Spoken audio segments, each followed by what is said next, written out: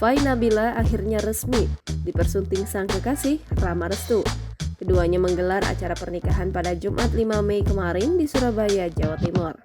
Momen bahagia itu digelar secara tertutup dan hanya dihadiri oleh keluarga dan sahabat terdekat saja.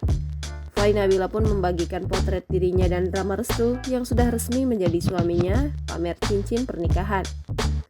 Selain itu, video yang memperlihatkan momen haru pernikahan mereka pun diunggah oleh akun wedding organizer lainnya.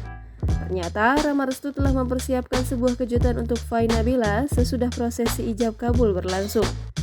Dalam video, terlihat Rama Restu memberikan kejutan berupa mobil mewah berwarna merah untuk istrinya itu.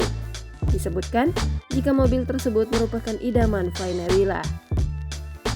Rama Restu menyiapkan mobil Mercedes-Benz merah sebagai kejutan pertamanya untuk Fai Nabila yang baru saja resmi dinikahinya.